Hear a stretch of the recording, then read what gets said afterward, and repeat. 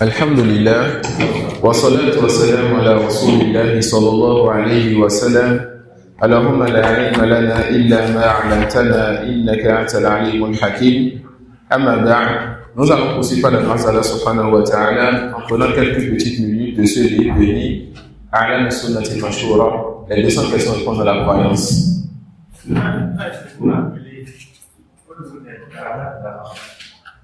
Non. Rappelez, je vais écrire ça pour le prochain cours. J'ai oublié de faire la recherche. Si on va nous rappeler, moi, c'est encore le charme.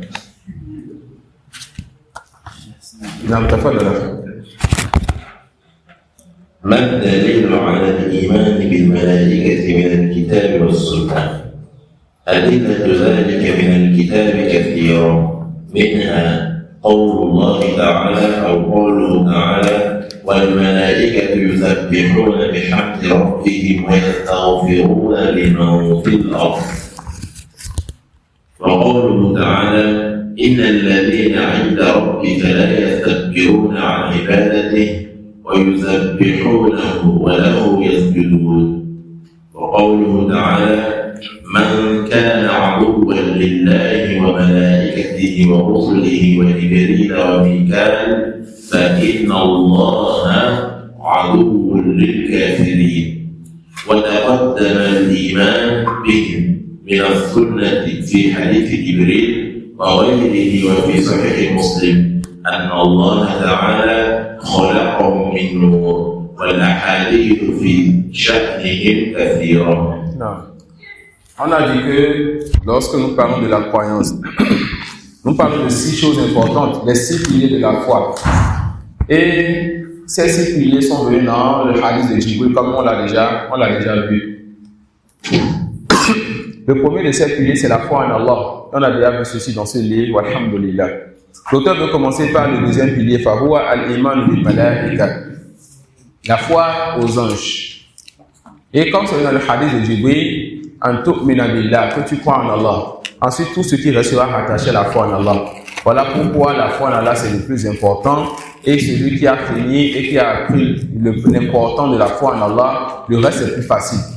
C'est comme le chef dit dans la jurisprudence, le chef Ahmad Saïd, que quand tu fais le chapitre de la prière dans les livres de jurisprudence, le reste est facile. C'est comme si on prend, qu'on appelle, un collier et quand on détache, ça tombe rapidement. Donc, la croyance, ce qui va le plus vous fatiguer, là où vous allez avoir plus de sujets, vous devez avoir plus de maîtrise, c'est quoi? La foi en Allah. C'est-à-dire, quand ça va, le reste est facile. Et dans la jurisprudence, là où vous allez beaucoup plus vous secouer, c'est quoi? Le chapitre de la prière. Le reste, il y a des sujets qui sont compliqués, comme le chapitre du Hajj. Car dans ce chapitre, beaucoup de personnes n'ont pas fait le Hajj et beaucoup de choses sont étrangères, alors ils se trompent facilement dans ce chapitre. Comme Ibn Hajj s'est trompé, a fait certaines erreurs importantes dans le chapitre du Hajj, Ibn Qayyim dit quoi? Que c'est parce qu'il n'a pas fait le Hajj, qu'il a fait quoi? Qu'il a fait ces erreurs-là. Et ça fait partie du fait de donner de l'excuse au savant. Alors, on va commencer le chapitre de là. On va commencer la question de la croyance aux anges. Il dit: Mad dalilu ala al-imani bil malaikati min al-kitabi was sunnah. C'est quoi la preuve de la foi aux anges? Et dit quoi? C'est ça nos sources. On n'a pas autre chose à proposer aux gens, si ce n'est Allah a dit, le prophète a dit, les compagnons ont compris. Donc, Allah a dit, le prophète a dit, et les compagnons ont compris de la parole d'Allah et de son prophète qu'il y a une preuve qu'on doit croire aux anges. Voilà ce que l'auteur vient de te dire. Il va citer plusieurs versets parmi lesquels wal malaikatu yusabbihuna bihamdi rabbihim wa yastaghfiruna liman fil ard. Les anges ne font qu'adorer le Seigneur. Et comme le dit Cheikh Salih al-Sheikh Hafizullah Ta'ala, l'adoration pour les anges est-elle la restauration pour les hommes? Il ne peut pas s'en passer. Il ne peut pas s'en en passer. Donc dans ce verset, Allah subhanahu wa ta'ala nous montre que les anges, yani yusabbihun at-tasbih, c'est le fait de proclamer que ton Seigneur n'a aucun manquement ni défaut, qu'il a la perfection absolue, qu'il est mis dans sa perfection. Donc, les anges glorifient donc leur Seigneur et ils proclament donc ses louanges. Pas amour et pas vénération, ils leur proclament les louanges et les font les éloges de leur Seigneur. Donc les anges glorifient leur Seigneur, proclament sa louange et ils demandent pardon pour ceux qui sont sur terre. Qui? Les croyants. Qui? Les étudiants et les savants. Ça suit? Et la parole d'Allah, inna lezina inda rabbika la yastakbiruna an ibadatihi wa yusabbihunahu wa lahu yasjudun. En parlant toujours des anges, Allah dit quoi? Inna lezina inda rabbika. Ceux-là qui sont auprès de ton Seigneur, les anges, al-malal al-a'la, yani, ces anges à l'assemblée élevée qui est auprès d'Allah, ils ne sentent pas d'orgueil. Les anges ne sentent pas d'orgueil. Voilà pourquoi lorsqu'Allah a montré le mérite de la science de Adam et le mérite de Adam sur les anges, ils ont accepté de se prosterner donc pour Adam sous l'ordre de ton Seigneur. Alors les anges ne sentent pas d'orgueil. Donc quand on fait d'adorer le Seigneur, contrairement à ce que Iblis a fait, Allah dit, prosterne-toi donc pour ce que j'ai créé de mes mains. Et il s'est enflé d'orgueil. Et les anges ne sont pas pareils. Et les anges, ils proclament la gloire de leur Seigneur. Et les anges, ils se prosternent pour leur Seigneur.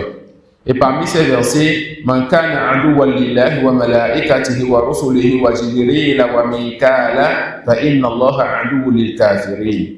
Ceux-là qui sont des ennemis pour les anges, pour les envoyés. Et dans les envoyés rentrent les anges et les prophètes et messagers. Pour les anges, pour les envoyés, pour Jibril et Mikaël. Jibril et Mikaël sont des anges, mais on les fait sortir encore du mot ange afin de montrer leur particularité, car ils font partie des 3 meilleurs anges. C'est qui les 3 meilleurs anges?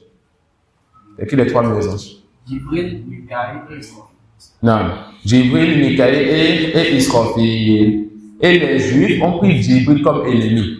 D'accord, les Juifs, ils ont pris Jibril, alayhi salam, comme ennemi. Allah subhanahu wa ta'ala, donc celui qui déteste les anges, cette personne vient d'ouvrir une porte de mécréance. Allah, il est quoi? Il est l'ennemi des mécréants. Et le cheikh dit, وَتَقَدَّمَ الْإِيمَانُ بِهِ مِنَ السُنَّةِ فِي حَدِيثِ جِبْرِيلَ وَغَيْرِهِ وَفِي صَحِيحِ مُسْلِمٍ أَنَّ اللَّهَ تَعَالَى خَلَقَهُ مِنْ نُورٍ. C'est venu dans le recueil de l'imam Muslim que, de hadith de Aïcha, que Allah a créé les anges de lumière. Allah a créé les anges de lumière. Non. ما معنى الإيمان بالملائكة؟ هو الإقرار الجازم بوجودهم وأنهم خلق من خلق الله مربوبون مسخرون وعباد مكرمون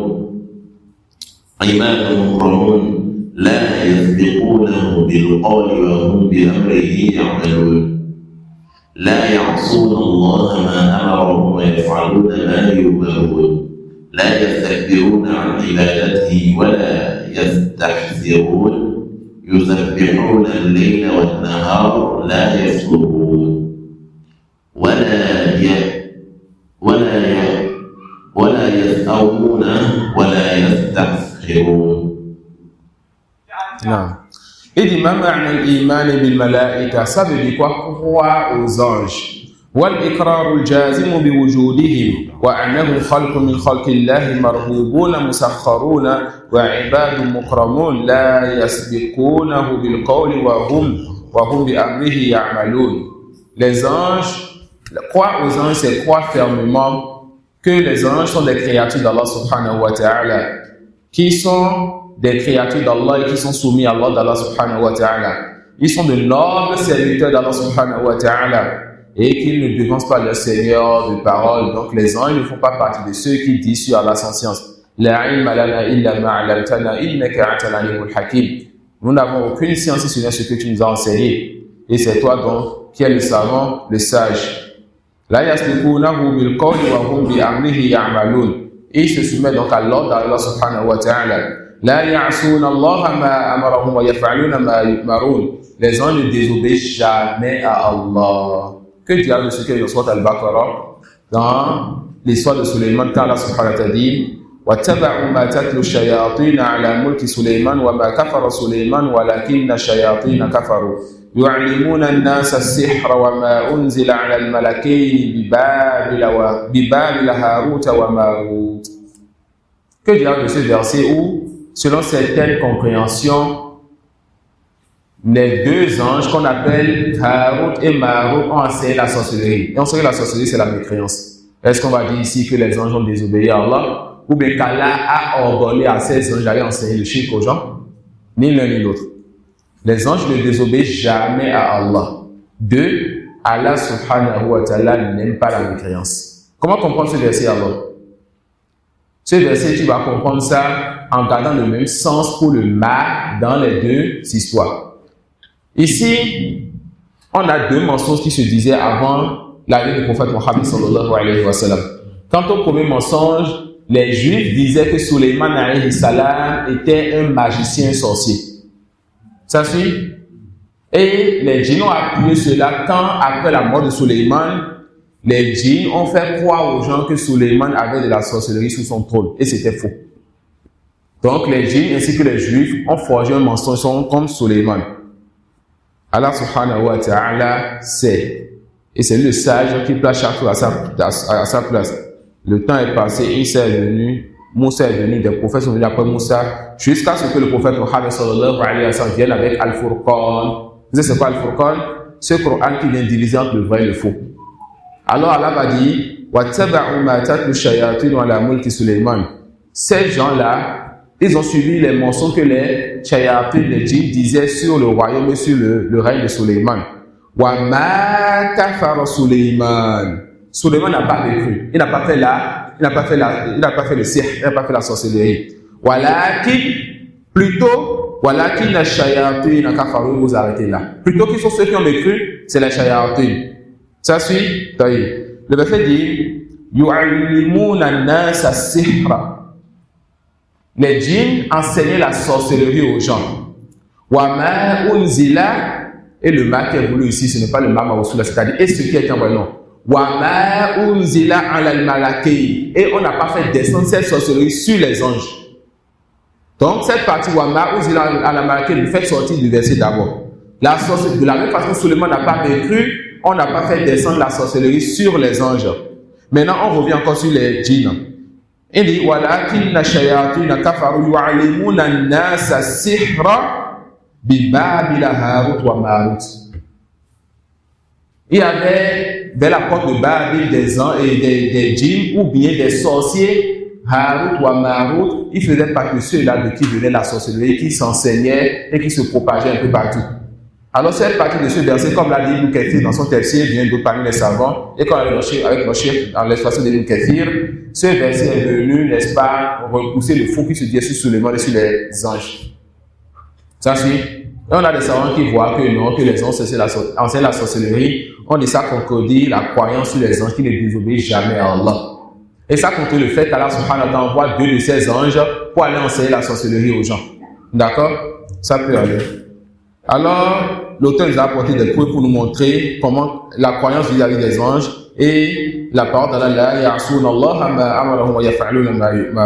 ils ne désobéissent pas donc à la fait d'Allah, mais ils font quoi? Ils font ce qu'Allah leur demande. La yastakbiruna an ibadatihi wa yastahsiruna wa la yastahsirun yusabbihuna al-layla wa an-nahara wa la yaftarun. Les anges, ils ne sentent pas d'orgueil vis-à-vis de l'adoration de leur Seigneur. Et les anges, ils font les éloges et le tasbih, c'est-à-dire pour proclamer la gloire de leur Seigneur de nuit comme de jour, et ils ne se fatiguent pas. Ensuite, il va me citer certaines catégories donc d'anges et nous parler de leurs actions. Il dit وَهُمْ بِاعْتِبَارِ ذَلِكَ أَقْسَامٌ كَثِيرًا. Parmi les anges, il y a Al-Muwakkal bi Ada al-Wahy, il y a Jibril qui apporte la révélation, il y a Mikaïl qui fait tomber la pluie, qui fait sortir la végétation par la permission d'Allah. Il y a l'ange qui est chargé de prendre l'âme des gens, il y a l'heure de leur mort, d'accord, celui qu'on appelle Malakul Maut. Et cet ange-là a d'autres anges qui le soutiennent. Donc, on a l'ange de la mort et il y a d'autres anges qui le soutiennent. Il y a les deux anges qui écrivent nos œuvres. Il y a les deux anges qui écrivent nos œuvres. Al-Kiramul Katibin. Un à droite qui écrit les bonnes œuvres. Quand tu fais la bonne action, c'est-à-dire sincèrement pour Allah, selon la sunna du prophète sallallahu alayhi wa sallam, et il y a l'autre à gauche qui écrit les mauvaises actions. Et il y a les anges aussi qui sont chargés de nous protéger contre ce qui peut nous atteindre comme malheur, comme mal ou épreuve, sauf lorsque le décret d'Allah vient, alors ils quittent pour que ce qu'Allah nous a écrit nous touche. Donc il y a des anges qui sont devant nous et qui sont là pour nous protéger, al-Hafizoun, qui sont là pour nous protéger de ce qui pourrait nous atteindre. Sinon, si on savait ce qu'il y a autour de nous, on n'allait pas se reposer. Mais les anges sont là pour nous protéger, subhanallah. Pour te dire que si tu crois donc qu'Allah a mis devant toi des anges ou autour de toi des anges qui te protègent de ce qui va t'atteindre, est-ce que tu iras chez un marabout, un féticheur, un devin, un alpha ou autre pour chercher encore une grégerie, un talisman ou une protection? La réponse non. Quand ton Seigneur qui t'a créé, il a déjà mis donc autour de toi des anges, de nobles anges pour te protéger contre toute chose. Et ne t'atteindra que ce qu'il a écrit pour toi. Voilà pourquoi lorsqu'il écrit quelque chose pour toi, les anges vont alors quitter pour le décret d'Allah t'atteindre. Et quand ce décret t'atteint, que tu fais partie de ceux qui ont obtenu la science bénéfique, tu patientes donc dans cette épreuve jusqu'à ce que les deux facilités viennent faire partie quoi la difficulté. Innamal usri yusra, innamal usri yusra. Et jamais une difficulté ne prendra le dessus sur deux facilités. Et parmi les anges, il y a quoi? Al-muwakkal bil jannati wa na'imiha wa hum ridwanu wa man ma'ahu. L'auteur fait partie de ceux qui voient que l'ange du gardien du paradis s'appelle Ridwan et cela n'est pas correct. D'accord? Aucun texte authentique ne donne le nom de l'ange gardien du paradis. Donc, celui qui pense que l'ange gardien du paradis s'appelle Ridwan, on dit qu'il n'y a pas de preuve sur cela. Voilà l'un de nos grands savants qui a dit quelque chose. Nous disons, le chef qui s'est trompé sur ceci et ça ne diminue pas la valeur de chef. D'accord? Ça ne diminue pas la valeur de chef. Al-muwakkalu bin-nar wa 'adhabiha wa hum malikun wa man ma'ahu min az-zabaniyah wa ru'asa'uhum wa 19. Ici, il va citer, n'est-ce pas, l'ange gardien de l'enfer qui est Malik. Lui, on connaît son nom. Hein? Malik, qui est l'ange gardien du paradis et de l'enfer. Et il y a les Zabaniyah, des anges, de grands anges durs, et qui seront là, n'est-ce pas, pour le châtiment de ceux qui sont en enfer, pour les garder. Et il y a aussi 19 autres anges qui font partie des anges gardiens de l'enfer. Al-muwakkalu bi fitnatil qabri wa hum munkarun wa nakir wa minhum hamalatul arsh. Il y a les deux anges qui vont questionner les gens dans la tombe. D'accord? Les deux anges qui vont questionner les gens dans la tombe. Et il s'agit de Munkar et de Nakir. Le Munkar et de Nakir. Et dans la tombe, il y aura des gens qui ne seront pas questionnés. Je vous laisse ça comme exercice, Inch'Allah. Pour la prochaine assise de demain matin, cherchez les catégories de personnes qui ne seront pas questionnées, qui ne seront pas éprouvées dans les tombes. Ça suit, les catégories de personnes qui ne seront pas éprouvées dans leur tombe. Ensuite, parmi les anges, il y a Al-Karubiyuna wa minhum wakkal bin-nutfi fil arhami fi takhriqiha wa kitabati ma yuradu biha. Il y a parmi les anges ceux qu'on appelle les Karubiyuna. D'accord? Et il y a parmi les anges aussi, il y a celui-là, l'ange qui va venir souffler l'âme dans le ventre de maman, qui fera en sorte maintenant de ce fœtus quoi? Une personne, une chose vivante. Et là, il sera interdit maintenant d'avorter. Malaikatun sahyahuna yattabi'una majalis al-dhikri wa minhum sufufun qiyamun la yaftarun. Et ça, subhanallah, il y a parmi les anges, eux, le rôle, Allah les a créés, leur rôle c'est quoi? De circuler, d'aller donc sur la terre d'Allah et de regarder là où il y a des gens qui sont assis et qui font le zikr. Et quand on dit le zikr ici, ce n'est pas de dire ce n'est pas le zikr des soufis. Non. Ceux qui sont en train d'apprendre le Coran, d'apprendre la sunna, d'étudier la science bénéfique, lorsque les anges vont voir ceux-là, ils vont maintenant faire quoi? Ils vont couvrir ces gens-là de leur miséricorde. Ils vont agréer ce que ces gens font et ils vont demander pardon pour ces gens-là. Ils vont tellement les entourer qu'ils vont entourer le cercle de l'assise jusqu'à ce qu'ils montent au ciel. Et leur Seigneur sait ce qui se passe sur terre. Il va leur demander qu'est-ce qui se passe. Ils vont donc dire à leur Seigneur que voici des gens qui font ton rappel. Et sache que lorsque tu fais les zikr d'Allah ici, Allah aussi, il parle de toi là-bas, subhanallah. Imagine dire à l'un d'entre vous que Cheikh Al-Fawzan a parlé de lui dans l'assise derrière. On dit à l'un d'entre vous que Cheikh Abou Mohsin Al-Bab, Cheikh Abou Razak, Cheikh Sulma Okheili a parlé de lui dans une assise en tête à tête avec quelqu'un. Si vous voyez, Cheikh Suleiman, Cheikh Al-Fadl a parlé de moi, mais on te dit que le Seigneur de l'univers parle de toi lorsque tu fais son rappel sur terre. Et tu vas être distrait par le Père, tu vas le faire de faire son rappel, là, Wallah. Le Seigneur de l'univers fait ton rappel, mais parle de toi lorsque tu fais son rappel sur terre. Il va parler de toi à qui? À des gens qui ne seront jamais jaloux de toi. À des gens qui ne feront qu'invoquer, demander le pardon pour toi. Aux anges. Ces anges-là qui viendront dans ton paradis te diront salam de la part de ton Seigneur. De toutes les portes, les gens rentreront auprès des gens du paradis et leur diront salam de la part de ton Seigneur. Parmi les anges, il y en a ceux-là qui sont toujours en rang, ceux qui sont toujours debout, ceux qui sont toujours là en train d'adorer le Seigneur, en prosternation, en soujoud, et ils ne se fatiguent jamais. Il y a des anges qui sont en prosternation, ils vont rester comme ça jusqu'à la fin des temps. D'autres sont en soujoud, ils vont rester comme ça jusqu'à la fin des temps. Ils ne vont jamais se lever. Subhanallah. Et dit wa ghayra man dhukir wa ma ya'lamu junuda rabbika illa huwa ma hiya illa dhikra lil bashar. ونصوص هذه الأقسام من الكتاب والسنة لا تخفى. Ensuite, vous allez venir là pour me parler des anges. En tu'mina billahi wa malaikatihi, le ha, ça te dit que tout chose va revenir la croyance en Allah. Tu crois en Allah, à ses anges. Donc tu dois bien maîtriser la croyance en Allah. On doit donner plus de temps pour la croyance en Allah. Si on a compris cela, la croyance aux anges, les sujets sont faciles à comprendre. Et les ambiguïtés, quand ça vient, quand tu as la croyance en Allah, le reste c'est facile à t'accorder cette clairvoyance-là. Ensuite, il passe en même temps sur la croyance à quoi?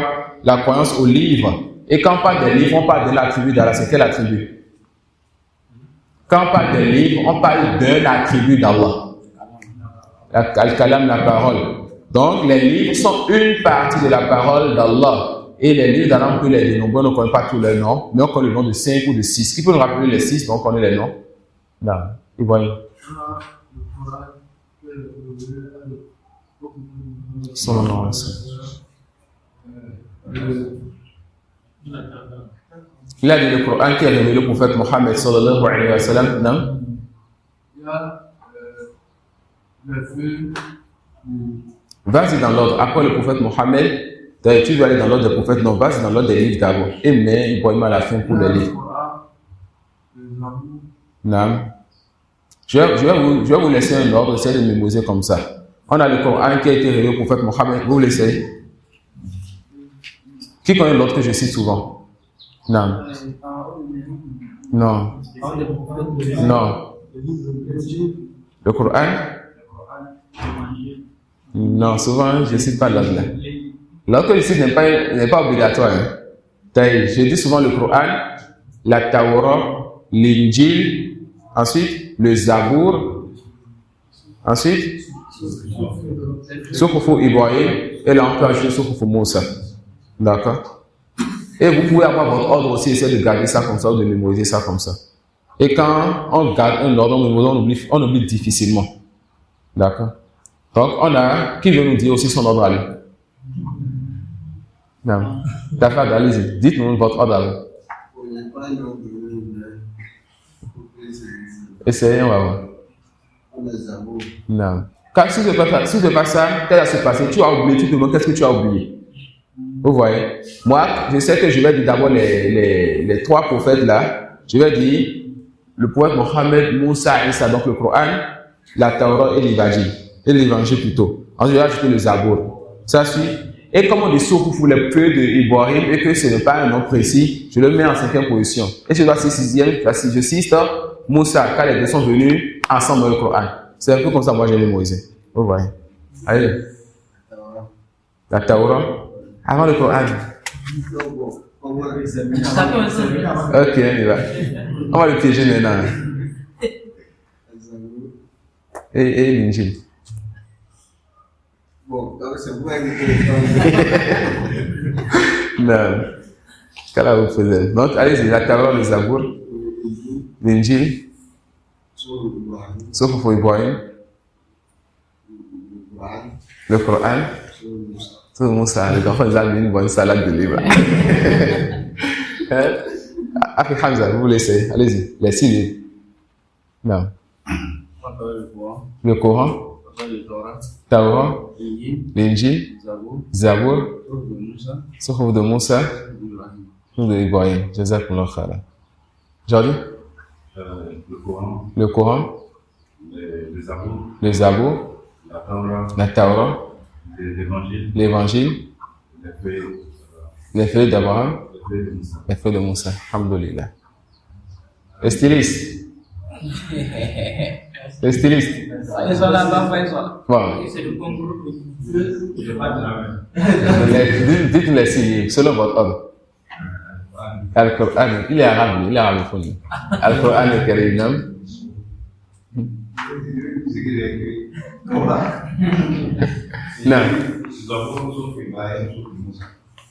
On a oublié quoi?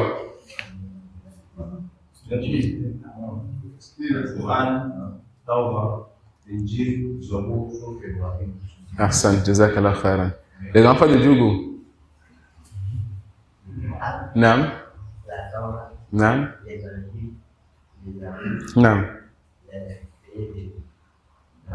Nam. Personne. Donc l'auteur va dire alors la preuve, n'est-ce pas, de la croyance au livre. On a le hadith de Djibril, comme vous le savez, il y a un tu'mina bil kutub. On a le verset aussi. Qui peut nous dire le verset? Laysa al-birra. Non? An tuwallu wujuhakum qibla al-mashriqi wal-maghrib walakin. Allez-y l'enfant. Walakin al-birra man والملائكة والمن آمن بالله واليوم الآخر والملائكة والكتاب والنبيين. Ça peut aller. Et dans ce verset, on a dit que quoi? On a dit que il y a les 6 piliers. Où est le pilier de la croyance au destin dans le verset? Ça revient au premier, la croyance en Allah subhanahu wa ta'ala. L'auteur va nous dire alors, et il va nous enseigner d'autres versets. D'accord? Ici, il va nous enseigner des versets où on peut voir peut-être seulement le livre et pas forcément les 6. Il dit Ya ayyuhalladhina amanu aminu billahi wa rasulihi wal kitabi allazi nazzala ala rasulihi wal kitabi allazi anzala min qablu. Allah dit oh vous qui avez cru, croyez donc en Allah, au messager et au livre qu'il a fait descendre sur son messager et au livre qu'il a fait descendre avant son messager. Allah dit Qulu amana billahi wa ma unzila ilayna wa ma unzila ila Ibrahima wa Ismaila wa Ishaqa wa Yaquba wal asbaqa wa ma utiya Musa wa Isa wa ma utiya an-nabiyyuna min rabbihim la nufarriqu bayna ahadin minhum. Allah subhanahu wa ta'ala dit selon cette tradition, il dit dites nous croyons en Allah ainsi qu'à ce qu'on nous a révélé, ainsi qu'à ce qu'on a révélé à Ibrahim, à Ismaïl, à Ishaq, à Yaqub, au Asbaq, il s'agit des prophètes, si je m'amuse, parmi les enfants d'Israël, ainsi que ce qu'on a révélé à Moussa, à Isa, et ce qu'on a donné aux prophètes de la part de leur Seigneur. Nous ne faisons aucune différence entre donc les messagers. Et il y a d'autres versets aussi qui vont dans ce sens. Et l'auteur dit qu'il suffit pour tout ceci la parole d'Allah wa qul amantu bima anzalallahu min kitab. Un verset qui regroupe, n'est-ce pas, la croyance à tous les livres. Amantu bima anzalallahu min kitab. Je crois à tout ce qu'Allah a révélé comme livre. Ensuite il dit hal summiyat jami'ul kutubi fil Qur'an. Est-ce que tous les livres, leurs noms sont venus dans le Coran? Le cheikh il dit سمى الله منها في القرآن التوراة والإنجيل والزبور وصحف إبراهيم وموسى وذكر الباقي جملة. Il a cité comme le livre là.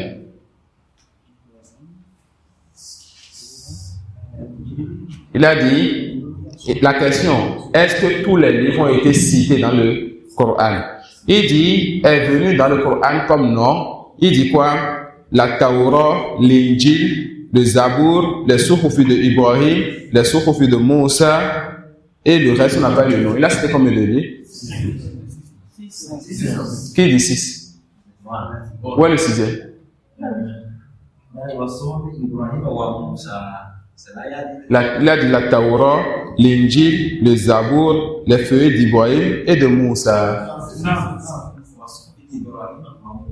Oui, non? Les feuilles il a dit la Torah, il a dit l'Injil, il a dit le Zabour, les feuilles d'Ibrahim et de Moussa. Dans le Coran, il a dit le Coran. Non, vous avez quitté le jeu depuis. Il a dit le truc dans le Coran. Il dit quoi? Sammallahu minha fil Coran. Allah a dit dans le Coran, on comprend dans le Coran. Ensuite, là, c'était 5 autres. Le grand-père voulait me montrer comment Ibrahim et Moussa vont quitter un pour 3. Tu vois, ça fait 2 qu'on a dit 5. Mais vous voulez montrer que ça fait 6. Non, c'est pas là. La réponse était au début de sa phrase. Allah a dit dans le Coran. T'as vu? Alors, il va examiner le verset. Allahu la ilaha illa huwa al-hayyul qayyum. Allah, une divinité, ne mérite l'adoration en dehors de lui. C'est lui al-hayy, celui qui a la vie parfaite et qui ne va jamais disparaître. Al-qayyum, celui qui subsiste par lui-même et par qui subsiste toute chose. Nazzala alayka al-kitaba bil haqq. Il a fait descendre sur toi le livre en toute vérité. Musaddiqan lima bayna yadayhi. Ce livre, le Coran, vient rendre véridique ce qui est venu dans les livres précédents. Wa anzala at-taurata wal injil min qablu. Et il a fait descendre, n'est-ce pas, la Torah et l'injil avant le Coran. Et Allah dit wa atayna Daouda zabura. Et nous avons donné à Daoud le Zabour. Et Allah dit am lam yunabba bima fi suhufi Musa wa Ibrahim alladhi waffa.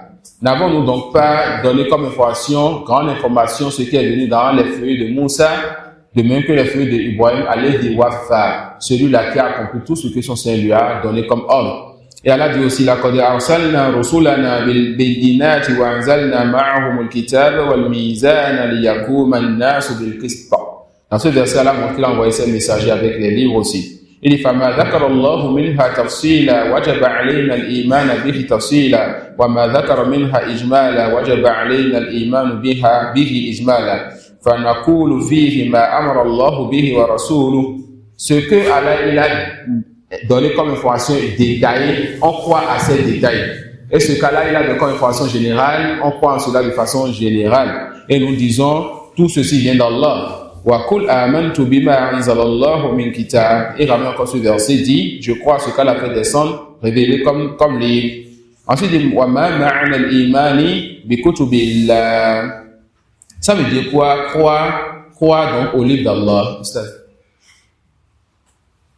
Non. La question 79.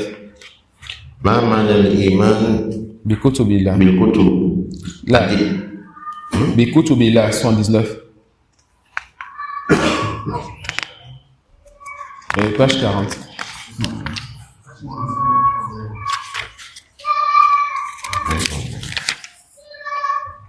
ما معنى الإيمان بكتب الله؟ معناه التصديق الجازم بأن جميعها منزل من عند الله وأن الله تكلم بها حقيقة فمنها المسموع منه تعالى من وراء حجاب بدون واسطة الرسل الملكي ومنها ما بلغه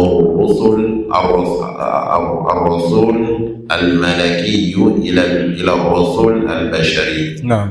Il dit, ma ma'ana al-iman bi kutubillah. Ça veut dire quoi? Croire au livre d'Allah. D'accord? Prêtez attention quand il veut nous amener petit à petit vers des sujets très importants qui nous reviendront l'après-midi en manhaj inshallah. Il dit, ma'nahu at-tasdiq al-jazim bi anna jami'aha munazzal min indillahi azza wa jalla. Croire au livre, c'est croire que tous ces livres-là sont descendus d'Allah subhanahu wa ta'ala. وأن الله تكلم بها حقيقة فمنها المسموع منه تعالى من وراء حجاب بدون واسطة الرسول الملكي ومنها ما بلغه الرسول الملكي إلى الرسول البشري. Les versets sont de deux types. Il y a ce qui a été révélé directement au prophète Mohammed sallallahu alayhi wa sallam. Il est dans une assise et il sent de la lourdeur sur lui comme si on était en train de faire sonner une grande cloche sur sa tête. De sorte même qu'il transpire quel que soit le climat. De sorte même que si cette qui était sur, n'est-ce pas, quelqu'un, ça pesait lourd à cause de ce qu'il ressentait quand la révélation lui descendait. Donc parfois, Allah subhanahu wa ta'ala peut révéler directement à un prophète et parfois Allah révèle à un prophète par l'intermédiaire de l'ange, comme il le fait donc à l'ange Gabriel. Et c'était comme ça que le prophète sallallahu alayhi wa sallam recevait la révélation. L'ange Gabriel lui apportait toujours la révélation, soit il le voyait, soit il entendait un son, et il y a plusieurs façons, mais il n'avait jamais entendu la parole de son Seigneur. Alors, qui est-ce qui a reçu le livre directement de son Seigneur sans l'intermédiaire de l'ange? Moussa. Le prophète Moussa alayhi salam a reçu la révélation directement de son Seigneur sans l'intermédiaire de l'ange Jibril. Alors l'auteur dit, wa minha ma katabahu Allah ta'ala bi yadihi. Il y a parmi les livres ce qu'Allah a écrit par sa main. Qui peut lui dire c'est quoi ce livre? Qu'Allah a écrit avec sa main. At-Tawrah. D'accord? Le livre qu'Allah a écrit avec sa main, c'est At-Tawrah. Et ça nous reviendra dans le prochain cours de Al-Wasiti. Il y a qu'Allah a écrit 3 choses avec sa main. D'accord? Ou bien Allah, il a touché ou il a approché 3 choses avec sa main. Il y a eu At-Tawrah, il y a eu la création de Adam, il y a eu aussi le paradis, Jannatul Firdaus. Ça suit? Allah dit wa ma kana li basharin an yukallimahu Allah illa wahyan aw min wara'i hijab aw yursila rasulan fayuhiya bi idhnihi ma yasha. Allah dit qu'il ne convient pas pour une personne qu'Allah lui parle si ce n'est par révélation ou derrière un voile, ou Allah lui envoie un messager qui va lui apporter la révélation par la permission d'Allah. Et Allah dit, wa qala ta'ala li Musa, Allah dit à Musa, inni istafaytuka 'ala an-nasi bi risalati wa kalimati. Allah dit à Musa alayhi salam qu'il l'a choisi parmi les gens pour qu'il devienne son messager et qu'il lui révèle sa parole. Wa kallama Allah Musa taklima. Et Allah a vraiment parlé à Musa alayhi salam. Et Allah dit en parlant de la Torah, وكتبنا له في الألواح من كل شيء موعظة وتفصيلا لكل شيء. Allah dit qu'il a écrit donc dans la Torah, n'est-ce pas, le sujet, le détail de toutes choses, que ce soit des exhortations, ce qui va dans ce sens. Et Allah dit en parlant de Isa, wa ataynahu al-injil, on lui a donné l'évangile et non la Bible. Et Allah dit aussi, wa atayna Daoud zabura, on a donné le Zabour à Daoud. D'accord? Allah dit aussi en parlant du Coran, لكن الله يشهد بما أنزل إليك أنزله بعلمه والملائكة يشهدون وكفى بالله شهيدا. Allah il atteste qu'il a fait descendre sur toi, Mohammed. Allah il atteste, les anges aussi attestent. Et Allah suffit, n'est-ce pas, comme témoin. Et Allah dit aussi وَقُرْآنًا فَرَقْنَاهُ لِتَقْرَأَهُ عَلَى النَّاسِ عَلَى مُكْثٍ وَنَزَّلْنَاهُ تَنزِيلًا. Et Allah subhanahu wa ta'ala dit aussi qu'il a fait descendre ce Coran un à un. Il n'a pas fait descendre ça jumlatan wahida, mais il a fait descendre le Coran graduellement afin que tu lis cela sur les gens. Il dit wa innahu latanzilu rabbil alamin nazala bihi ar-ruhul amin ala qalbika litakuna minal munzirin. Allah dit que ce Coran c'est quoi? C'est vraiment la révélation donc du Seigneur de l'univers. L'ange Gabriel l'a apporté vers toi afin que ceci rentre dans ton cœur, que tu sois parmi ceux qui avertissent. Et Allah dit innal ladhina kafaru bizikri lamma ja'ahum wa innahu lakitabun aziz. Le mot aziz, on a vu dans les noms attributs que ça a 3 sens. Parmi ces sens, al-mumtania, al-aziz, celui-là, aucun mal ne peut le toucher. Donc Allah dit que son Coran est kitabun aziz. Ça veut dire que c'est un livre, le mal, le faux ne peut jamais l'atteindre d'où qu'il vienne. Le Coran est un kitab aziz, c'est-à-dire le faux ne peut jamais l'atteindre d'où qu'il vienne, et aussi wa aziz bi ma'na muhaymin. Il est aziz, c'est-à-dire il prend le dessus sur tous les autres livres et sur toutes choses. Ça suit. Et le premier sens, c'est ça qui est même pas la suite du verset. La yatihi al-batilu min bayni yadayhi wa la min khalfihi. Le faux ne le touche ni de devant lui ni de derrière lui. Tanzilu min hakimin hamid. Ceci donc c'est la révélation donc d'Allah subhanahu wa ta'ala, Hakim, lui qui est le sage, qui place chaque chose à sa place, et Hamid, lui qui est digne de louange, subhanahu wa ta'ala. Ma manzilatul Qur'ani min al-kutub al-muqaddasa. On va laisser ceci pour la prochaine séance, car ça nous permettra, n'est-ce pas, d'aller vers des sujets importants. Wallahu a'lam, wa subhanaka lama bihamdik, ashhadu an la ilaha illa anta astaghfiruka wa atubu ilayk. Et cette prochaine séance, j'espère que ce soit l'après-midi, on prendra le manhaj, et on prendra avec ça quelques questions de ce livre. Assalamu alaikum wa rahmatullahi wa barakatuh.